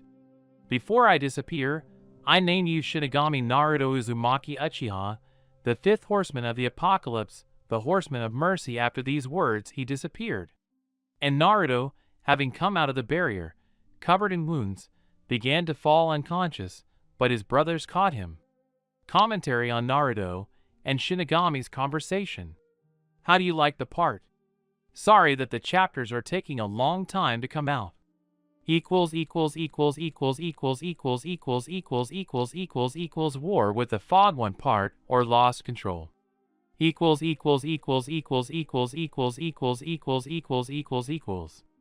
After Naruto passed out, the brothers carried him to Shirsui's house and laid him on the couch, while they went into the kitchen. Shirsui, what do you think happened there? Naruto's brother asked worriedly. I don't know. Naruto said that he wanted to talk to Shinigami, and it looks like they fought. Shirsui expressed his opinion. Ichigo, can you summon him again? Uchiha asked. Yes. Let's go. We need to find out what happened there, said Ichigo, leaving the house. Afterwards, they both went out to the training ground behind the house. Ichigo immediately made hand seals and spoke. Summoning technique and hitting the ground with his hand, Shinigami appeared before them. Without both arms and covered in blood, the brothers were stunned by this picture. Ichigo, why did you summon me? I was just about to begin the restoration, Shinigami said. I wanted to ask you a question. What happened between you and my brother? Why is he covered in wounds and you're in this state? Ichigo bombarded him with questions. I'm sorry, Ichigo, but I can't answer these questions. If my brother wants, he'll tell me, but I'll say one thing, he was able to prove a lot to me, and now Naruto is truly a worthy replacement for the writers. After these words, Shinigami disappeared. I don't understand anything right now, Shirsui said, dumbfounded, because he had never seen Shinigami in such a form. I understand. They fought and most likely they had a long-standing feud, since their wounds show that they fought to the death, and we should find out the rest from Naruto, Ichigo said seriously. Time skipped 2 weeks. Konoha had already gathered all its troops and was about to go into battle against the Mist. The entire Konoha army, which consisted of 3,000 people, was divided into 5 squads, which included shinobi of all ranks except Genin. The squad captains were Kakashi, Jiraiya, Orochimaru, Tsunade, Medical Squad, and Shirsui. His squad also included Naruto because he was the weapon of the village, and Ichigo because he was on par with Shirsui in skill. Two men had a numerical advantage, since their army was 10,000. Now all the detachments began to scatter to their fronts. Let's move on to Shirsui's squad. The task of this squad was to prevent the enemy from crossing the border between the countries. Shirsui's unit included many capable shinobi, including Umbu. Their unit moved quickly toward the border, but along the way they were attacked by small groups, which they quickly dealt with, and then advanced closer to the border. A day had passed since they had all set out. The squad decided to set up camp, as moving at high speed all day and fending off constant skirmishes with Mist shinobi was becoming very tiring. When everyone had set up camp, everyone started talking about the upcoming fight. Ichigo had already met several shinobi a year or two older than him, who had recently become Chunin. Naruto was sitting alone, thinking. Then Shirsui approached him.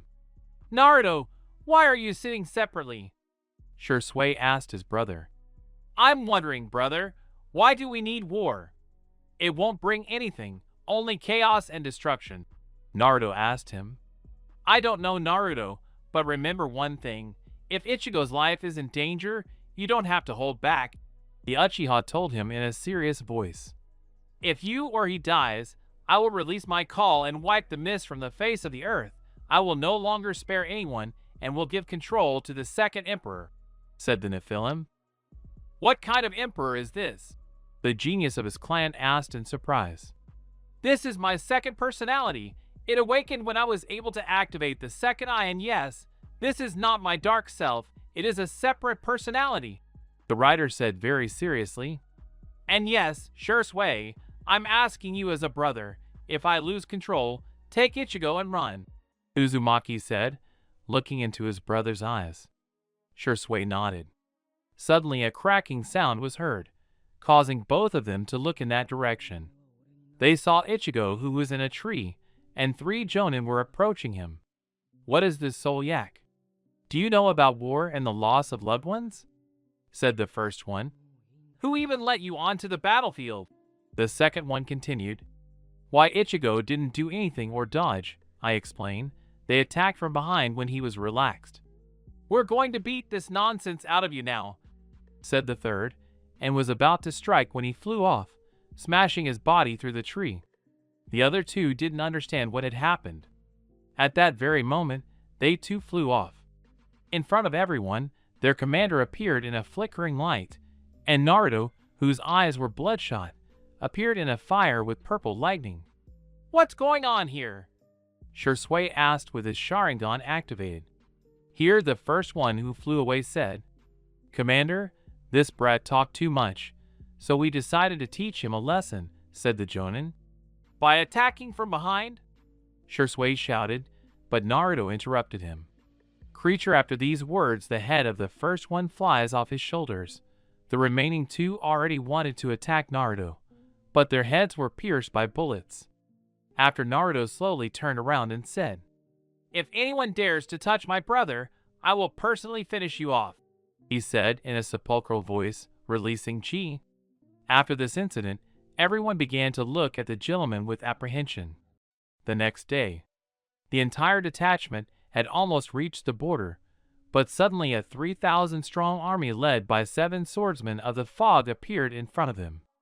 Shursui's entire squad had already resigned themselves to death after that. But Naruto suddenly stepped forward, his eyes already glowing. Everyone, listen to my command. We won't survive anyway, so we fight to the death. After these words, a scythe appeared in his hand, and Atonement was next to him. Naruto jumped on him and rushed towards the mini army, and he started chopping everyone down. Did you hear his command? Forward!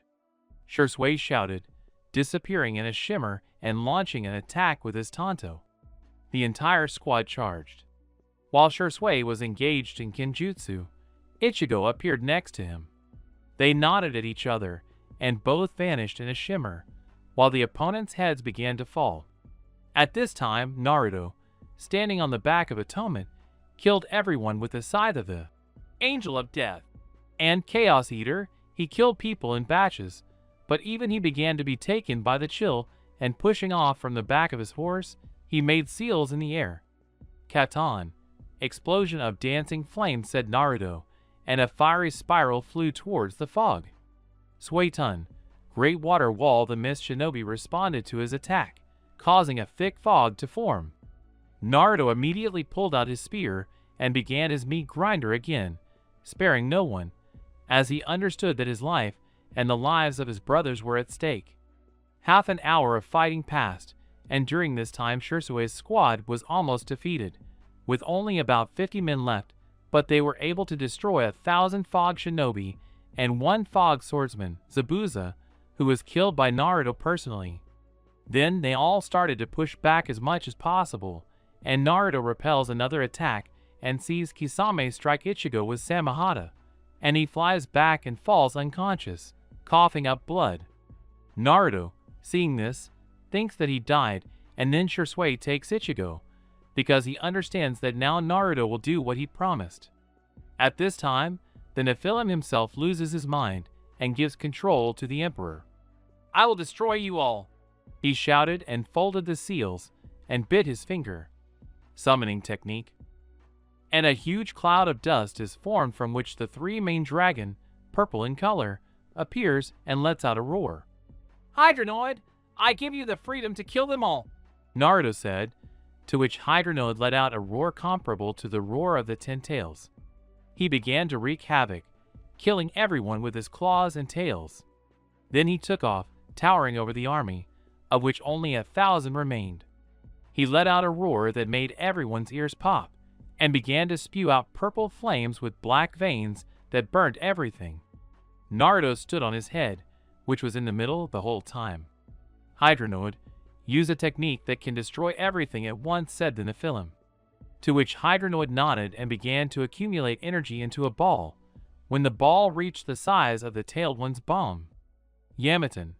The fall of the black star. After these words, the ball flew down and an explosion occurred, after which nothing remained within a radius of 5 kilometers. "Excellent, Hydronoid, you can go," Naruto said, to which the dragon itself nodded and disappeared, and Naruto entered his partial avatar form with wings and flew after Shursui. Commentary on War with the Fog 1 part or Lost Control. Sorry there haven't been any chapters for a while. I just had a birthday last week and I was celebrating, so don't be offended. The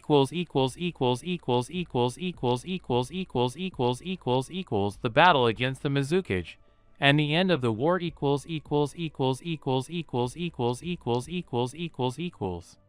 After Naruto lost control of his power, he didn't have much chakra left, and he was able to use his sensors to sense Shursui's chakra and, entering partial avatar mode, he gained wings and flew in the direction from where he felt the chakra.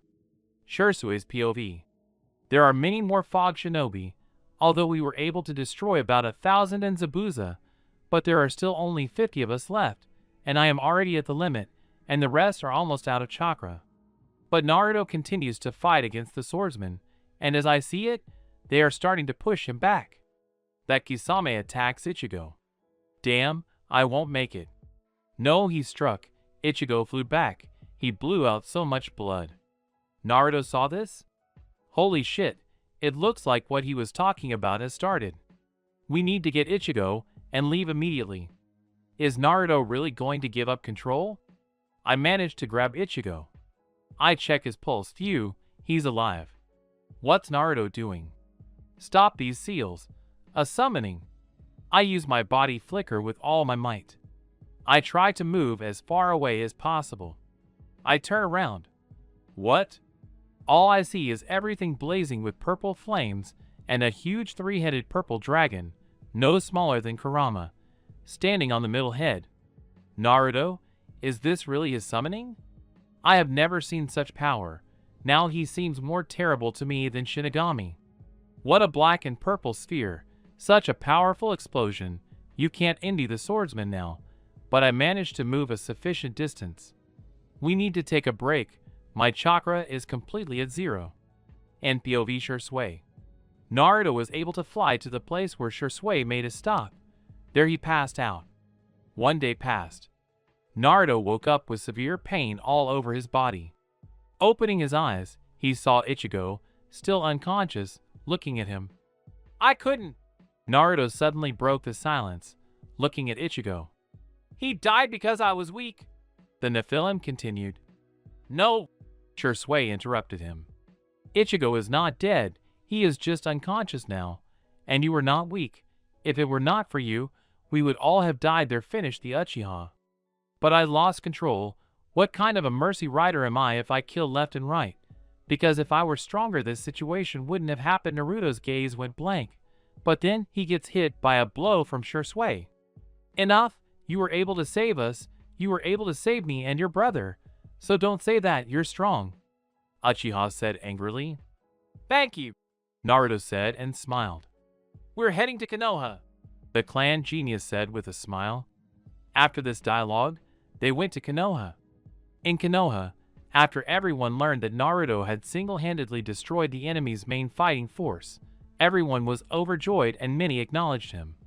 But Naruto himself was convinced of one thing: that all humans are hypocrites. The next day, Ichigo woke up, and Naruto and Shursui decided for him to go to the summoning world. Naruto and Shursui did the same. Time skip. 2 years in the real world and 4 in the summoning world. Over 4 years in the summoning world, Naruto's fire changed from its normal color to a black-violet one, and he became able to wield it perfectly, as well as fully master all weapons and riders, including his own. The Nephilim also learned the Hydra techniques. They didn't teach him Senjutsu because they said he wasn't ready yet, because Hydranid Senjutsu was different from other dragons. Shui went to the world of wolves where, in 4 years, he was able to master their Senjutsu and raise his power level to that of a Kage. Also, thanks to his body flickering technique, he was able to create his own Kenjutsu style, which he called a piercing fawn of body flickering. This style involves precise attacks to the heart, carotid artery, and penetrating wedge attacks through and through. In the summoning world, Ichigo mastered Shinigami's primary technique, Zero, and developed it into Zero Askewers and Grand Ray Zero. He also reached the same level of Kenjutsu as his brother, and Shinigami decided to make him his successor, gifting him a night black blade and a special cloak. He then taught him the blade technique, Getsuga Tensho. During this time in the real world, Konoha and the Mist were still at war, but Konoha was already pushing back the Mist. But everyone was surprised when Mist wanted to settle the matter with a final battle, and Konoha agreed. Battlefield.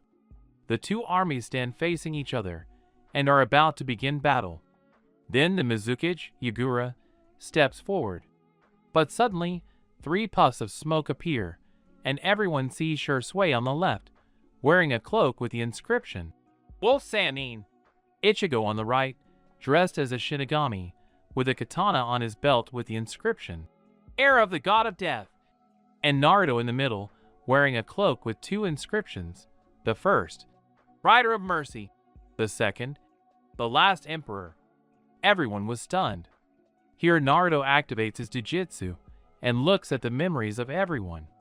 Shui, Ichigo, I will pass on to you the knowledge of those who need to be spared, Naruto said calmly, to which the 2 nodded. And yes, my Mizukage, the Nephilim said, to which they nodded again and quickly ran at their opponents. Naruto looked at Yagura. The Mizukage himself was about to attack Shui, but was thrown back by the blow. And standing up, he looked at Naruto, who had a spear in his hand. I am your rival, Naruto said, releasing Ki. Come on, Yagura shouted, holding his staff in his hands. I don't know what his weapon is called. Both leapt from their positions and clashed in Kenjutsu. They began attacking each other with stabbing blows. Naruto suddenly spun his spear around himself, cutting a wound with the blade across Yagura's chest, but the wound quickly healed thanks to the Jinchuriki's regeneration. The former blonde only chuckled in an Uchiha-esque manner. And the fight continues, which drags on. The fight lasts for 10 minutes, but even though Yagura is a Kage, he is inferior to the Nephilim in Kenjutsu. Here Naruto puts away his spear and makes hand seals and says, Chidori Raitan, and purple lightning sparked in his hand. He lunged at the Mizukage, but Yagura used Water Mirror, and a copy of himself, using the same technique, rushed at Naruto. The protagonist and his clone collided, and the chirping of 1,000 birds echoed across the battlefield. After this, the former blonde decides to become more serious and, jumping 10 meters and making 1 seal, pronounces, Keton Great Fire Destruction, and a huge wall of purple fire streaked with black rushes toward the Three Tails Jinchuriki. Yagura was surprised, but after making hand seals, he said, I'm going to kill you! Suetun, Tsunami, and a tsunami of the same size rushed towards the wall of fire. As the 2 techniques collided, steam fell to the ground. Meanwhile, Shui and Ichigo were killing everyone who, according to Naruto's memories, wanted war. The Konoha shinobi were paralyzed by such power. Yagura, realizing his opponent was no weakling, assumed his full-tailed beast form. After the fog cleared, a roar was heard and everyone saw the 3 tails in all its glory. But Naruto just looked calmly at the beast. By this time, Shui and Ichigo had already managed to kill everyone they needed to and appeared next to Naruto. Then the three of them form seals and speak in one voice. Summoning technique. 3 enormous clouds of smoke appeared. When the people saw the brothers' summons, they were overcome with primal fear. Shursui stood on a wolf that was not much smaller than the three-tailed one. Behind Ichigo was Shinigami, and Naruto stood on Hydronoid, which let out a roar. At this time, Naruto said to detain Ikabu, and he himself jumped to the remaining fog shinobi. Now listen here, you are still alive only because you did not want this war, and you were forced to go to it. Now you have a chance to leave here, Uzumaki Uchiha said calmly. You can't win here, drop your weapons and leave. He continued, to which everyone who was there threw away their weapons and began to disappear into Shunshin, and when everyone disappeared, Naruto teleported onto Hydronoid's head. Ichigo, Shursui needs to finish, the Nephilim said seriously, to which the brothers jumped back towards him. Naruto, Ichigo, prepare the final attack Kane, this is the name of Shursui's summoning, will hold him back. At these words the brothers nodded and began to form their attacks. Hydronoid, go away, Naruto said, and he disappeared. Shinigami, you can go, Ichigo said, and he also disappeared. Here Naruto and Ichigo speak in one voice. Yamaton, Trident of Death, and 3 giant balls of pure dark energy flew at Isabu. Grand Ray Zero, and a beam of energy and Shinigami chakra flies out of Ichigo's hand. And when the 2 attacks hit the three-tailed one, an explosion of unusual force occurred, causing the earth to shake. After the explosion, Yugura died instantly, and the 3 brothers grinned and bumped their fists. After Naruto turned around and said, "The war is over," the writer said seriously, and everyone looked at him in shock. And in their thoughts, they wondered what kind of monsters these were. Commentary on the battle against the Mizukage and the end of the war. Ichigo's clothes and blade https://pin.it/5vs2ww. What Naruto looked like https://pin.it/4zitzpq. The departure of the writers, the removal of the bookmarks, and the massacre of the Hyuga clan.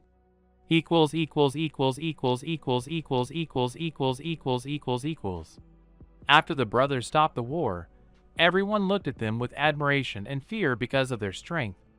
The next day, Shursui's house. Naruto woke up and, after bathing, went down to the kitchen. Shursui was there, but Naruto suddenly lost consciousness. In his subconscious, he appeared in front of the cage. What happened? The new strongest rider immediately asked. Naruto, our time has come, Death said sadly. What? But why? Asked Uzumaki Uchiha. We can't stay here any longer. We don't want to leave ourselves, but we have to. Or took the floor. No, is there really nothing that can be done about this? The Rider of Mercy said in a slight panic. Unfortunately, no. War continued, and then light began to emanate from all the riders. Naruto, before we disappear, remember you have become a brother to us all, and when the most powerful war begins, you will be able to call upon us, said the disappearing riders. Naruto, don't be sad that we're leaving, and protect your family. Goodbye, they said, finally disappearing. All this time tears were running down Naruto's face. Goodbye, the former blonde said in a dull voice, and came out of the subconscious.